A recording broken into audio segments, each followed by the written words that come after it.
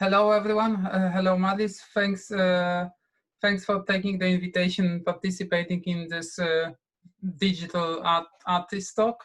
Just for the explanation for today's guest, the talk is a part of an upcoming exhibition that will take place in Austrian Cultural Forum in Warsaw. I hope this fall.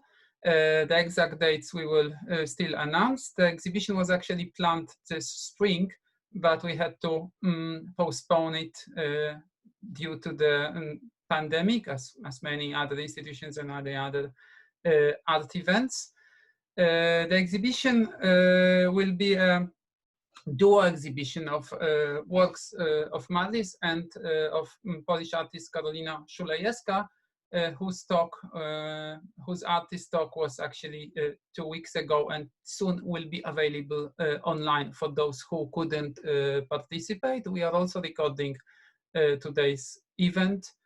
So if you will not feel comfortable asking questions while being recorded, then let me know. I can switch it off. That's for the later part when we will have a Q&A with the artist. So once again, thanks for joining, and I give the floor, digital floor, to Marlies. Thank you.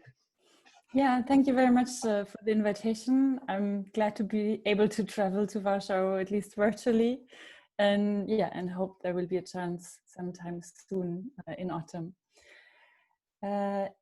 Yeah, I would like to present a series of works to you today, and I prepared a PowerPoint. I will also show some excerpt of videos. Just let me know if there are some troubles with that. Okay, no, I should share my screen with you first. So.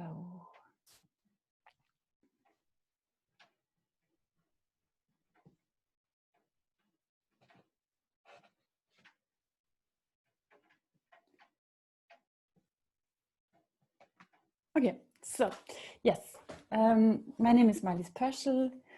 I'm an artist based in Vienna, but I work internationally. So in the last years, I was working on a few bigger projects in Tehran, Iran, and also in Paris. And right now I'm working on a project in the countryside in Salzburg. I make films, installations, and performances. I studied art and communicative practices, German philology, and art and digital media. And I was also teaching at the Academy of Fine Arts in the Department for Art and Digital Media the last 2 years. And my works are kind of a combination of all those fields that I was studying, I guess, because it's kind of connects art, literature, and film in the ways you're going to see soon. And for several years now, I've been working on the methodology that I call filmmaking a social practice, because it's really focused on the process of filmmaking itself. Because I think that film has a political potential per se because of the way in which it is organized, because it brings together a lot of people. And so here I try to really work in emancipatory and creative ways with the form, with the organizing itself, and with the ways in which I can invite participants to take part in the making of those films. So most of my works are created in participatory and collaborative settings. And I would like to present to you today 2 cycles of work, let's say. Usually the creation of my projects, I usually create projects that are kind of connected over a thematic cycle, and it takes over 2 or 3 years. Each thematic cycle takes quite a while.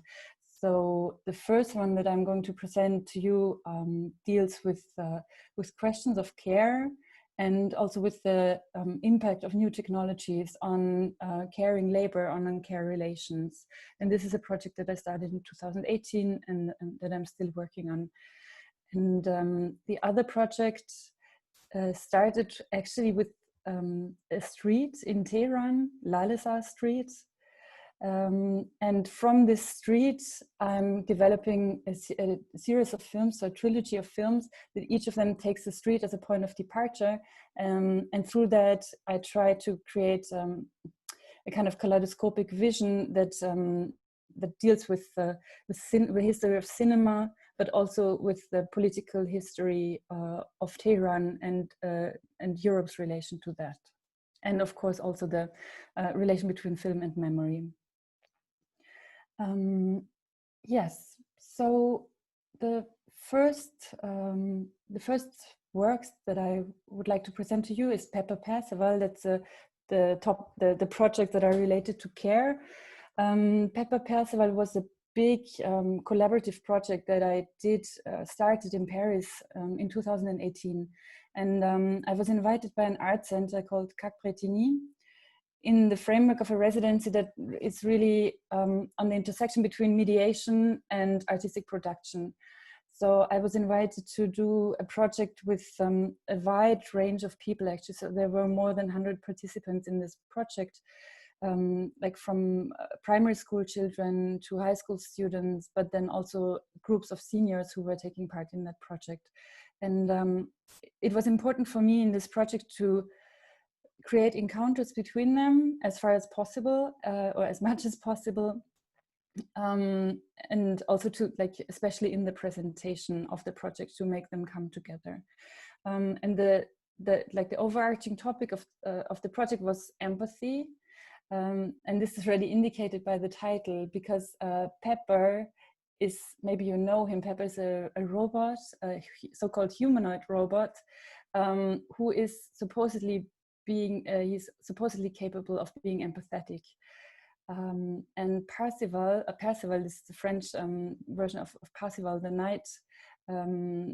And Perceval also has a problem because he is not empathetic enough, and he needs to learn how to be empathetic. And this is precisely also the question of my project. So how do we actually learn to be empathetic, and can this be automated? And if so, why would we like to automate empathy?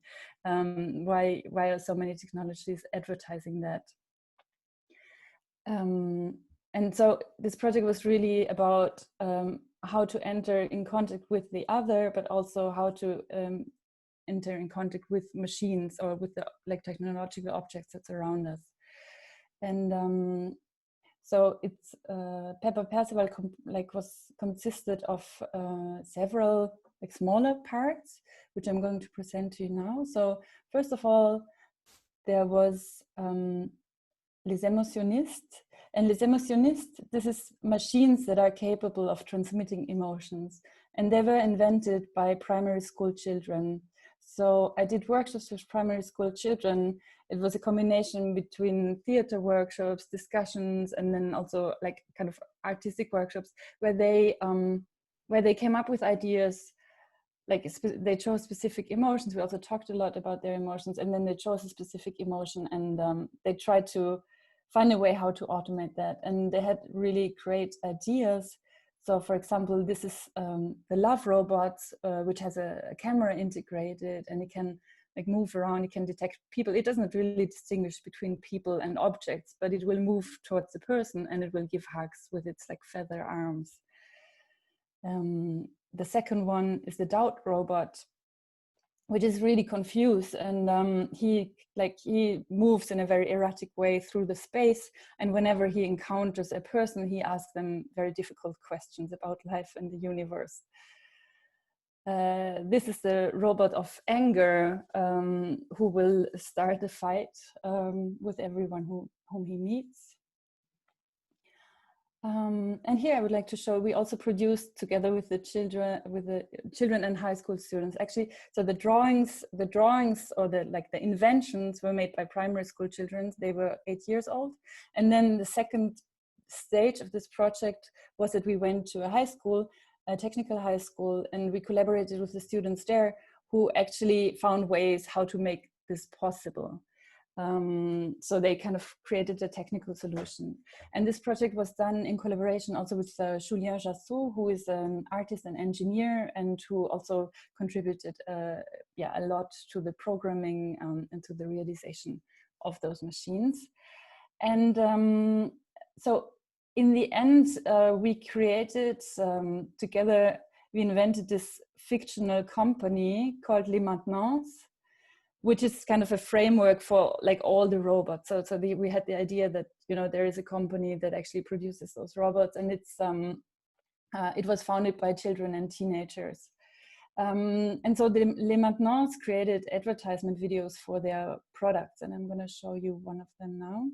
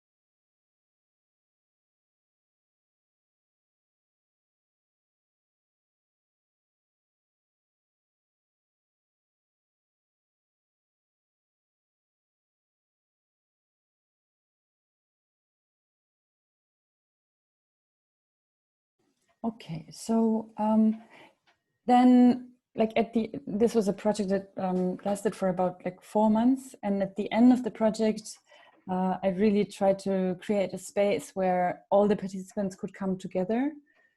So we created a temporary exhibition at Capretini that was lasting only for 1 evening actually, and it was a kind of performative exhibition. So the objects were presented, but actually you had the sensation like as if you were entering the kind of company of Les Maintenants, and there were different things going on there. So there were actually, there was an introduction to the company, and then, so this is the introduction speech. And then the teenagers who participated in this project, actually they were kind of acting as caretakers for the visitors, and they took them by the hand or by the shoulder and guided them through the exhibition. And this was really, yeah, I got the feedback that it was really a very intimate encounter, and it really like created a shift in like how you approach an exhibition usually, because there suddenly was this this intimate moment. Also with young people, which was unexpected. And then there was another part of this project that was the end of this performative exhibition. And this was a choir project for which I collaborated with a group of seniors who were living in an assisted living facility, and with 2 musicians, with Gael Segalen, who is an electronic musician, and Marie Verhoeven, who is a choir director. And actually this project is a choir piece, and it was created actually on the basis of a writing workshop firstly. So I did a writing workshop with the seniors in which they imagined how the house that they live in now would look in 30 years from now. And so we collectively wrote a poem about this house. And from that poem, we kind of gathered the text material, and we were working really like with the sonic capacities of that poem, and we kind of turned the words into music in a way. It's kind of like concrete poetry a bit.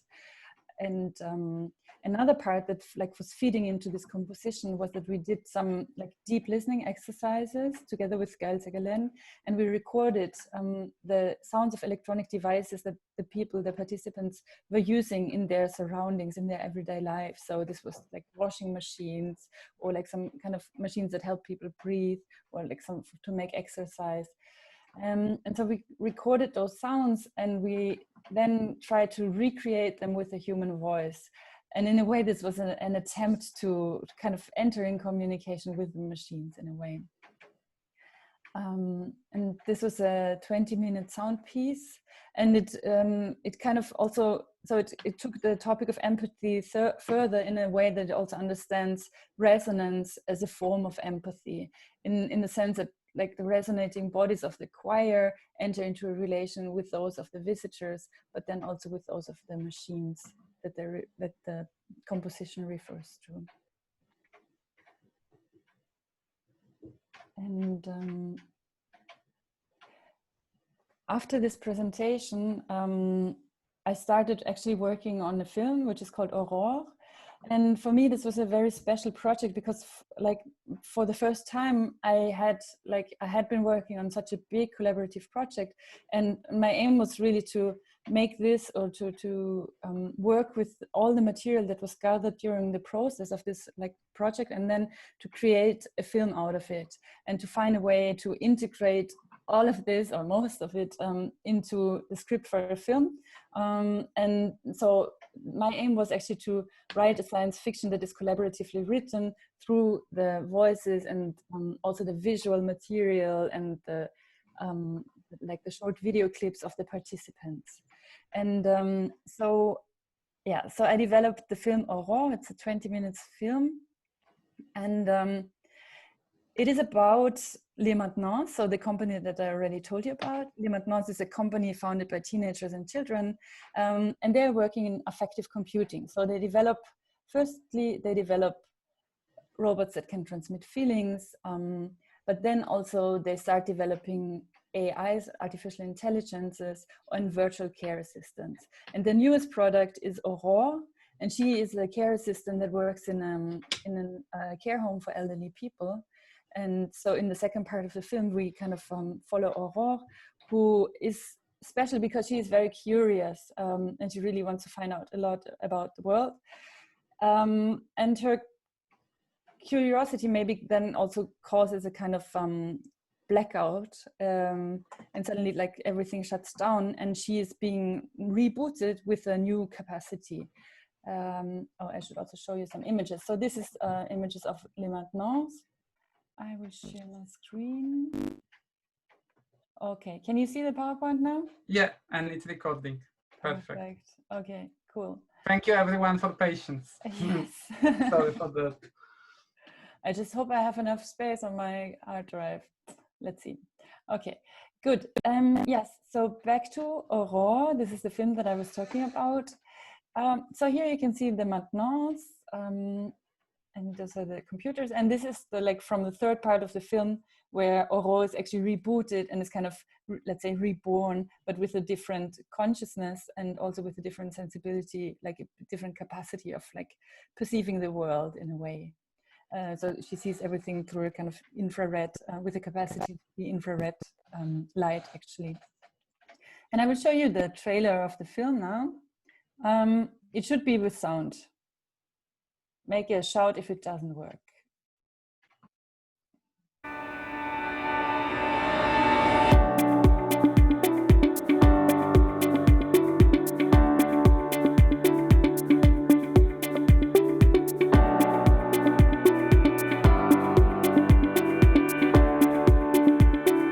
Qui sommes-nous? Nous sommes les maintenant. Nous sommes les techniciens de vos rêves, les ingénieurs de vos émotions. Nous avons créé de véritables automates sensibles capables de ressentir vos émotions. En fait, c'est un aspirateur pour aspirer la joie de toi et après tu les envoies aux autres. Par exemple, si quelqu'un n'a pas de joie, et bah tu l'envoies et ça fait de la joie.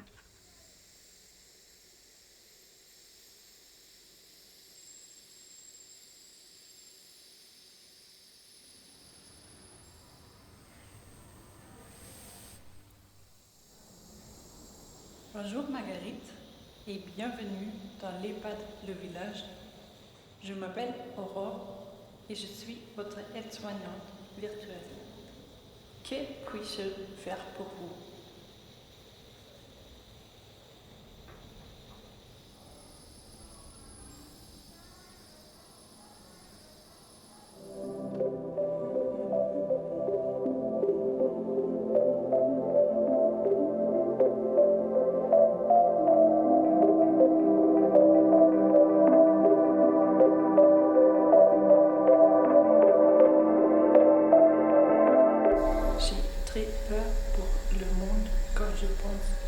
éternité. S'occuper, voltek, s'occuper. Éternel, c'est éternel, c'est éternel. Cela, tu le comprends?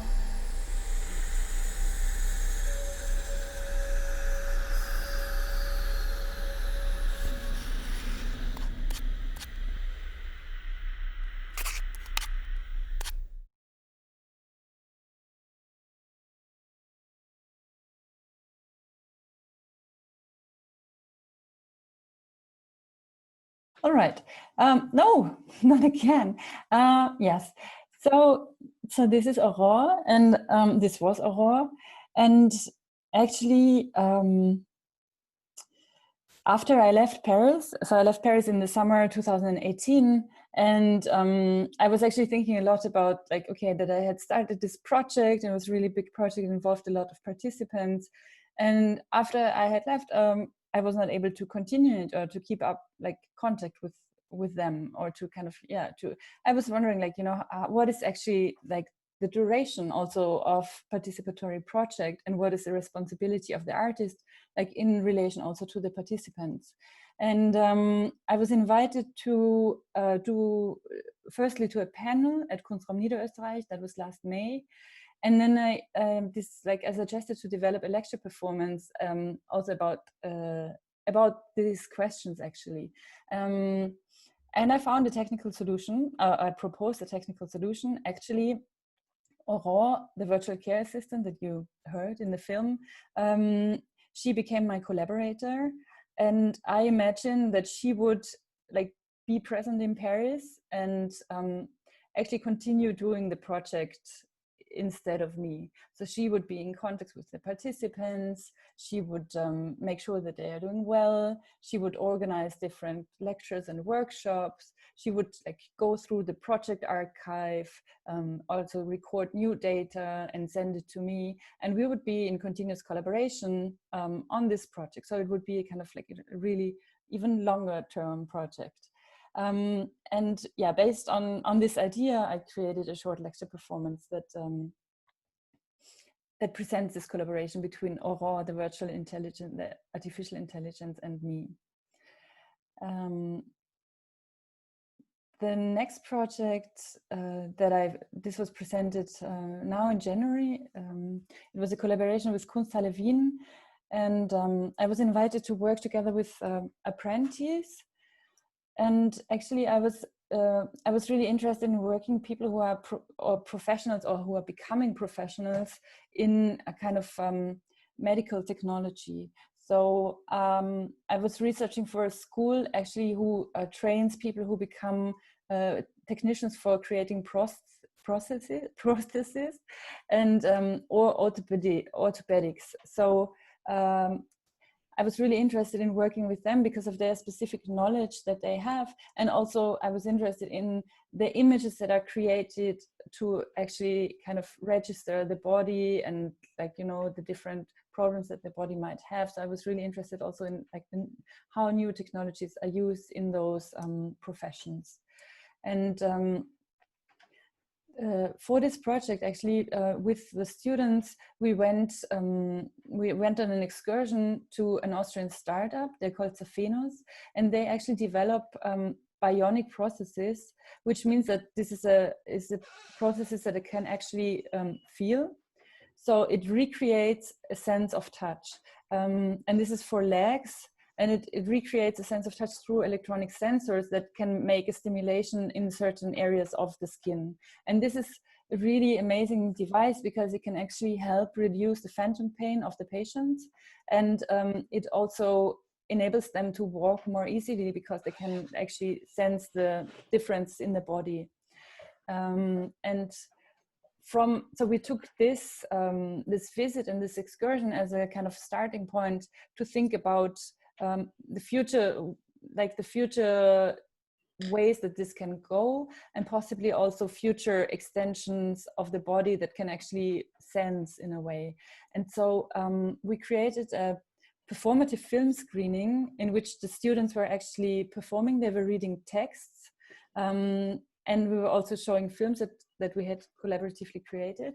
And in this performative film screening, we were imagining a kind of collective body that consisted of different kind of mixtures between kind of cyborgian objects. So this body was consisting, for example, of a sensory hand, or of a like special a foot that can scan. There's a scanner at the same time. So they actually wrote stories from the perspective of those objects.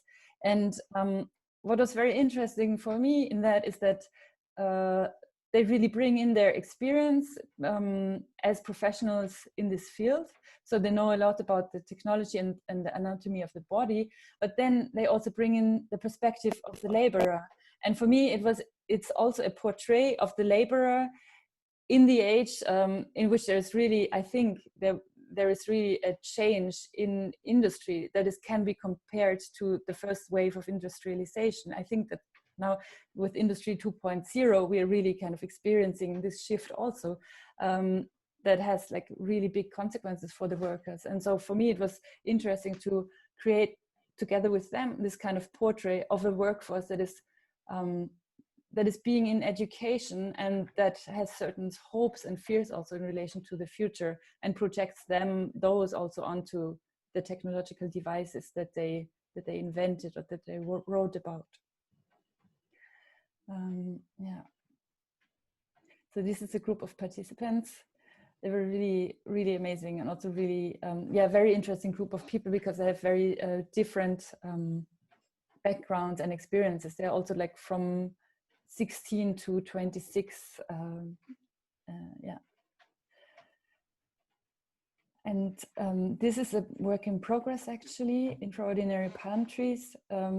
Here I'm working with a completely new technology. It's my first virtual reality film.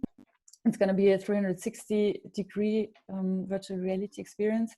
And this is about a care home for European seniors in Thailand. So it's about people who actually like kind of migrate for the last years of their life to a different country, and and about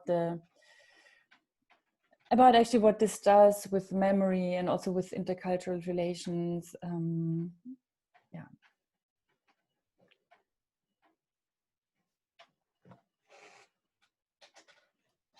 Oh, this is mixed up. Yeah, and so now I would like to come to the second part of the presentation, which is also related to memory. So this is Lalesar Trilogy. As I said, Lalesar Trilogy is starting from one specific street in Tehran, Lalesar Street. Lalesar means the field of tulips.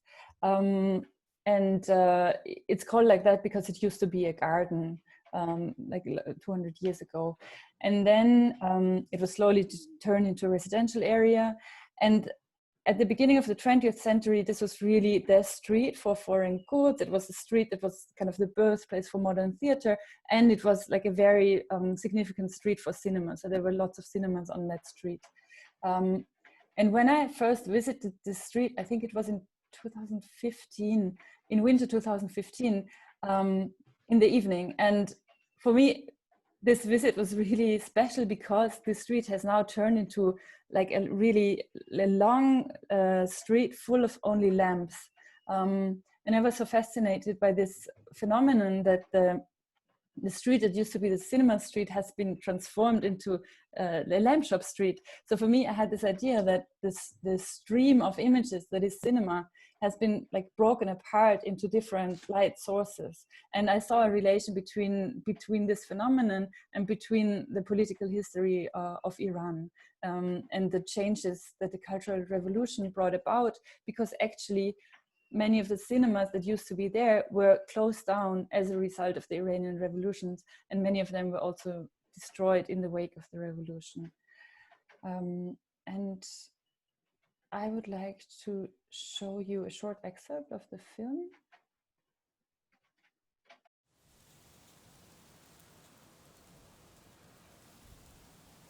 لاله‌زار یه خیابان مغازه‌های لوکس بود، اشیا که مثلا کفش فرنگی می‌خواستین بخرین، لباس وارد شده از خارج پارچه خیلی نفیس میرفتید لاله‌زار. 61 ساله تو این لاله‌زارم، یعنی از 9 سالگی پادویی پیراهندوزی را تو این خیابون شروع کردم. جایی جز لاله‌زار نداشتیم که برای تفریح برن، برای گردش برن، برای انسانیت برن. همه چی تو این لاله‌زار بود. سینما کریستال بود، عرض کنم سینما خورشید بود، سینما رافائل بود، سینما سعدی بود، سینما حافظ بود. خیلی زیاد سینما داشتیم، کاباره خیلی زیاد داشتیم. الان اصلا توی لاله‌زار سینمایی وجود نداره. سینماهای قدیم همه درها بسته، هیچ وقت در باز نیستش. هیچ فیلمی هم نمایش تو سینماهای قدیم لاله‌زار که بوده نمیدن.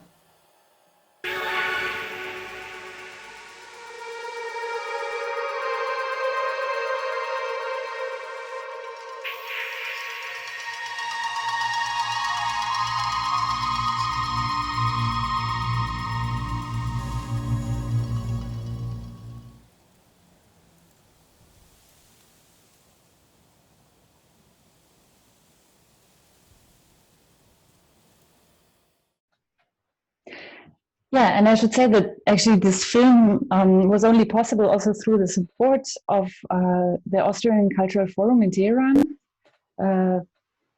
who invited me to come there several times and who really gave me the possibility to work there in Tehran, which is really amazing because I think if it wouldn't have been for them, it would have been really difficult to come to Tehran in the first place, and then also to, you know, they helped me a lot in being connected to different people in the city. So that was really great. And I saw that Gabriele UN was also there before. I don't know if she's still there, but thank you, Gabriele. She wrote a message that she has to leave just a few moments ago. Okay. Something urgent. She wrote on a chat. Okay. Yeah. And so this film was made in summer 2016, and then last summer I went back to Tehran to work on a new project. And this was a small part of the project. I actually went to Lalisa Street again, and I made cyanotypes. I don't know if you're all familiar with this technique. It's a photographic technique where you actually have create light sensitive paper, and then you can actually put the paper wherever you want, and it kind of the sunlight becomes kind of engraved in the paper in a way. And so here you see the shadows of different objects that can be found on Lalisa Street. And for me, this was kind of when starting from the thought about the projectors of the different cinemas in that used to be in Lalisa Street, now the sun has become a projector that is projecting on the whole street in a way and creating those shadows.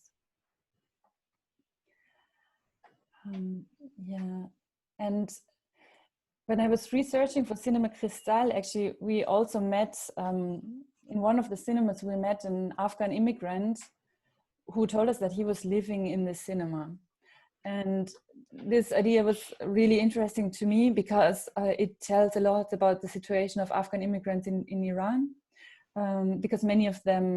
So there is, first of all, there is a lot of Afghan immigrants in Iran, and secondly, most of them live in a very vague legal situation. Many of them also over several generations live there without actual legal status and without papers. Until a few years ago, Afghan children were actually not able to go to school. So there were some initiatives that were taking care of the teaching of Afghan children, but not for all of them. Now those things have become a bit better, but the situation is really quite problematic and also very exploitative in many ways. And so I thought about the parallels between this situation, between this legal gray zone, and then also between the cinema as a kind of liminal space.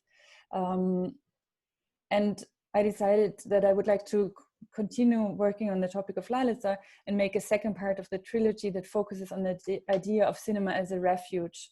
And the cinema is a refuge for a fictional figure that is based on the Afghan immigrant that I met back then, who is kind of living in the cinema and who is actually taking care of an archive of films that is stored in the cinema. And all those films deal with memories that are related to migration.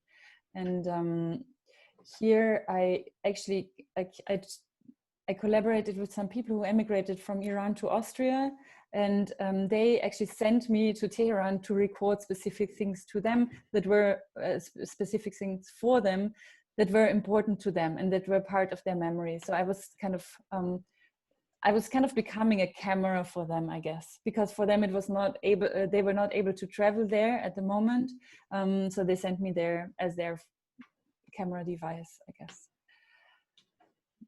Yeah, so, but this work is also still in progress. And I hope I can, because I need to go back and film some more scenes. And I really hope that the situation in Iran will get better soon. Yeah, of course, not only because I want to go there, but yeah, it's depending also on this virus situation at the moment. Yes, so yeah, that's actually the end of the presentation. Yeah, let's stop sharing my screen. Thank you. Thank you.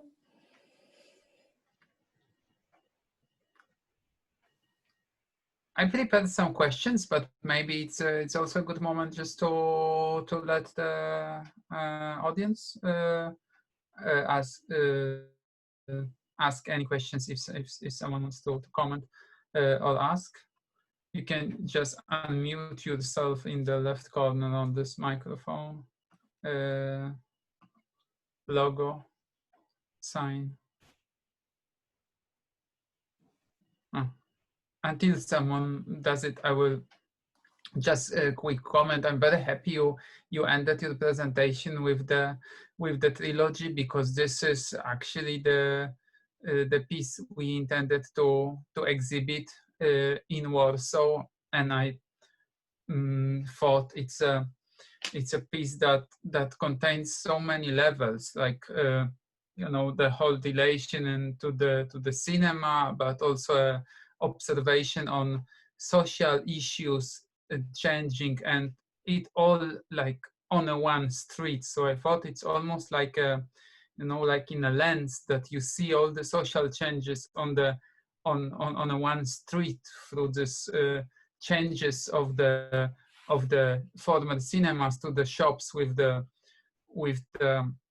luxury, actually, like crystal lamps and things like that. So it's, for me, it was, when I saw it first time, it was stunning to also think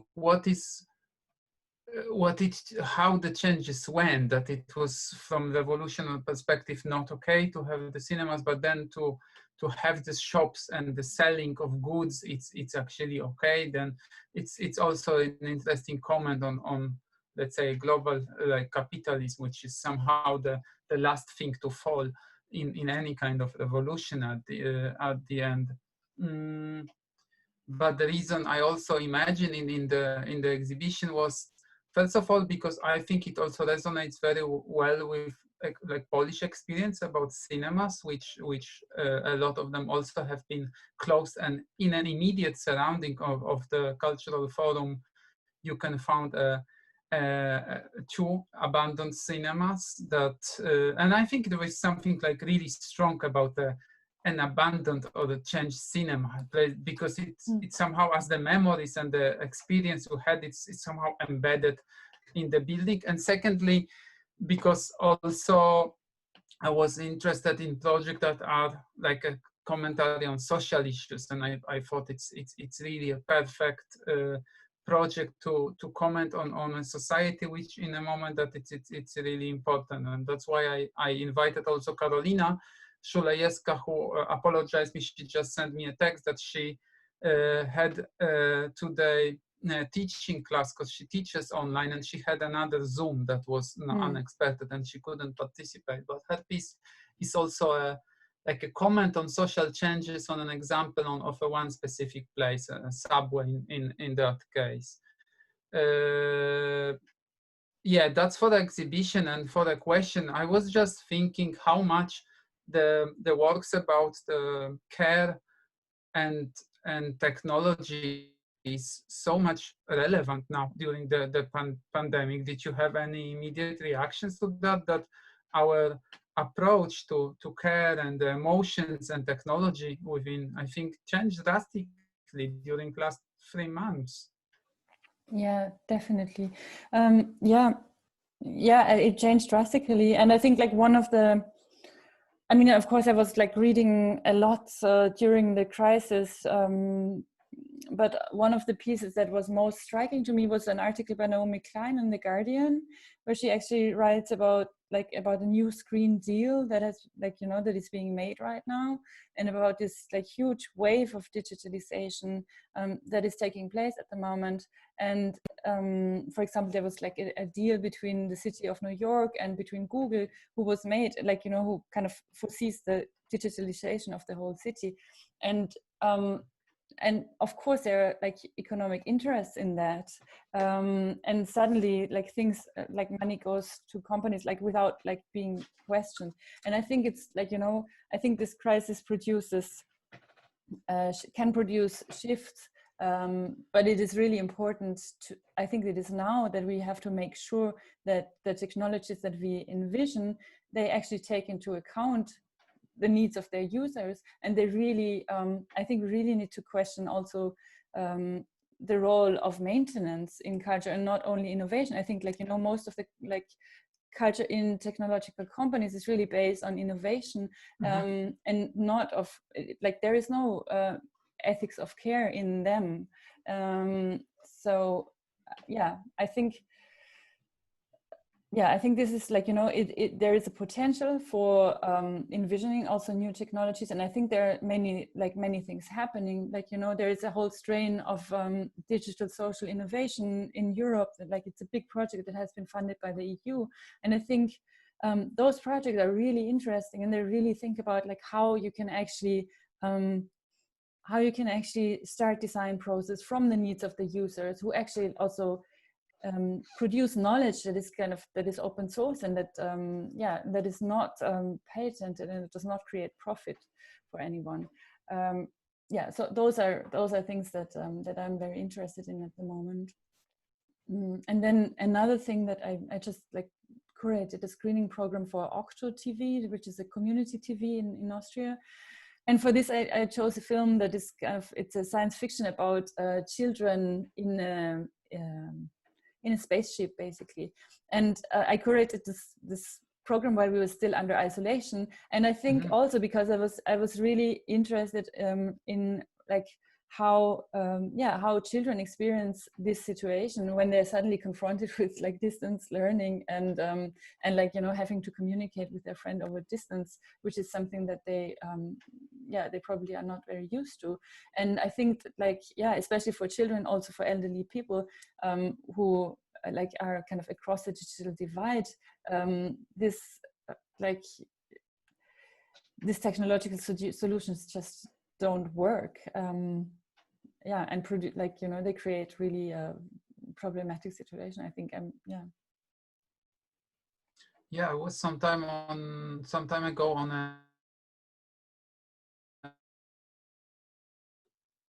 a conference on design, digital applications and actually objects as well, and for hospitals and for care. And actually it ended up that was super scary session on this conference, because most of the designers, they were speaking just from a perspective of entrepreneurs. So all of the projects were actually aimed on how to turn those people who will be assisted by this digital technology as resources. So somehow how to drain everything from them, from money to personal data and so on and so forth. So I think this is really crucial, also the role of artists to speak what actually the innovation and the in digital care is about, and how kind of also wrong it could be, and also misunderstood or missing the point when the people who are to receive it are not like prepared for that, or actually don't want it at all. Hi. Hi, Vani. Hi, Vari.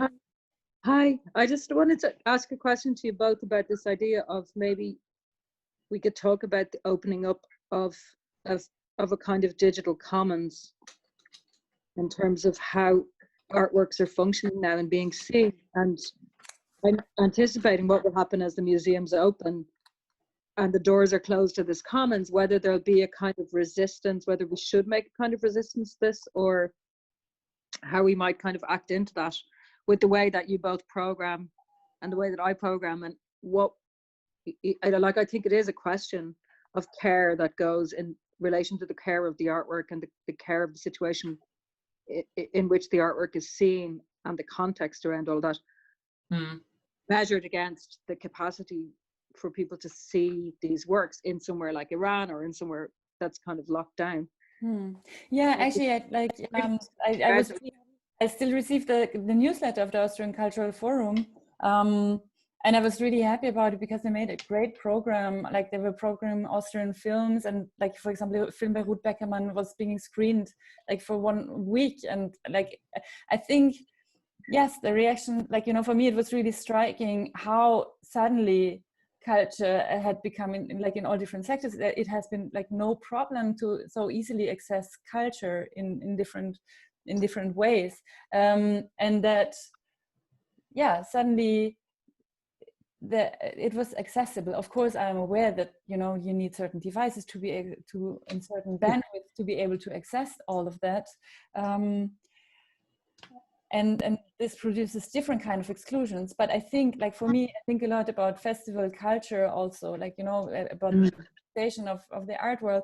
And I think that this produces, and like, you know, forms of tourism and forms of exclusivity that are problematic. And I think that in that sense, that, yeah, the new formats that have been tried out are quite innovative and have a lot of potential. Yeah. Yeah, I think answering your question that you know, I'm here representing the Austrian Cultural Forum, so I will speak like from that perspective also, that in this situation there is a special responsibility on institutions like that to deal with the situation and actually come up with programs, both thinking about the audience and participation in culture, but also as a platform to support the artists that we work with. So I think it's really important thing, and I was trying to do it like in the last few months to have in mind what we are offering to the public here in Warsaw, but actually through the digital platforms, our audience now actually kind of broaden up or like changed, because it's not people who are visiting our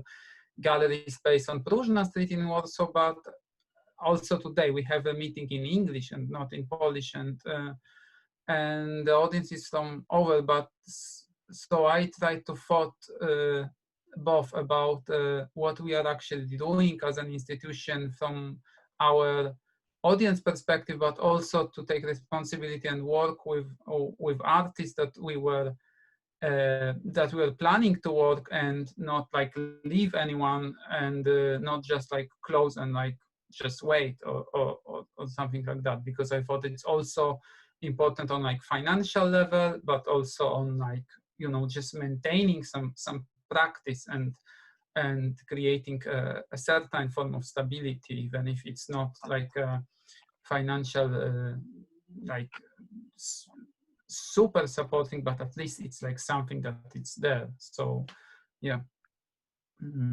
I don't know if it exactly answers your question, but that's how I understood it. And you know, also there is another issue then, what to do, because the situation is different in each country. Now in Poland, the pandemic situation is not still, in my opinion, safe, and we, for instance, decided not to open the physical space, whether places which have bigger spaces, like, I don't know, national galleries and museums, they can afford to open because they have spaces big enough to also, I mean, take care to offer something that is safe for people to be in. And we considered that we cannot do it because like we felt that it will be risky. So of course here the care comes also not thinking about what is your programming, what is your curatorial perspective or artist perspective on what you're saying, but how you actually care about people who come, if they are safe there, how you can, you know, create the way that they will also feel safe in place that you host. Yeah, it's tough. Yeah. Heavy. Yeah. I was also thinking then, again, since I'm now working with virtual reality, I also like read some articles about it. And then there was, of course, there was one article by Daniel Birnbaum where he said like, okay, actually, you know, virtual reality has a lot of potential for making accessible all the cultural monuments. And like, you know, from now on we can like visit, I don't know, the Sixtine Chapel, like through virtual reality. And I mean, I think the potential of this is maybe creating commons, but it certainly has also to work in the other way. It also has to be like, it has to become like work also to back to the real institutions, because I do think that those are institutions of education and of knowledge making, and they should not be touristic institutions. And I think, like, you know, it's great that this was created now in a digital space, but it needs to be created in real space as well. Mm-hmm.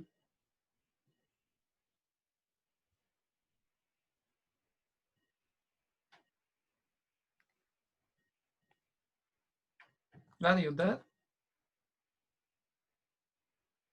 She disappeared. No, I'm Ari? here. I'm here. Okay. I'm here. I was listening. Good. I was also thinking about one thing that I wanted to ask you during the presentation, but I didn't want to interrupt. And I also think it's somehow relevant to what we are now talking about. You work in many different countries and contexts and many different languages as well, which are forming this identity of the protagonist of the films and also the makers that you collaborate and cooperate with working on the projects. How important is that for you, the language that you are using while working?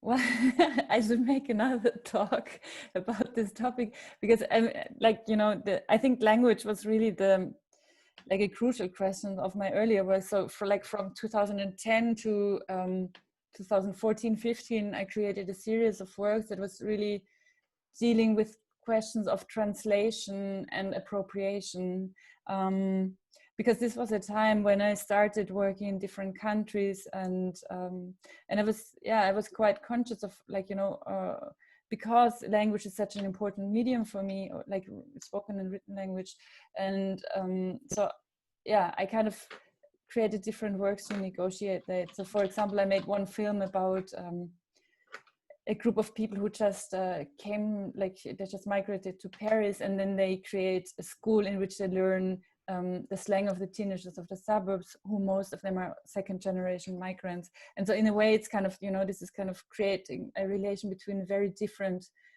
migrant identities. And I wanted to create like a friction between that. So I think, like, you know, this was a series of works in which I dealt explicitly with those questions. Right now, I think, like, right now I'm working, I mean, like when I'm in France, I speak the language. I did all those workshops in French. So I kind of, like in France, I feel that it has become a kind of, yeah, it's similar to Vienna. So I feel like I'm, like, you know, I'm not a stranger there anymore. And in Tehran, it's different. I mean, I like, for Cinema Cristal and for Cinema Lale, I very closely collaborated with Fanaz Jurabjian, who is a documentary filmmaker and a very good friend, and who is also co-director of Cinema Cristal. And so I think, like, you know, it's her contribution to the films and her knowledge is crucial to the making of them. And yeah, and thanks for the question, because yeah, it's important to mention that. Thanks. I'm looking on the audience, and most of our guests already left. Do you have any more questions, Vari or Stan?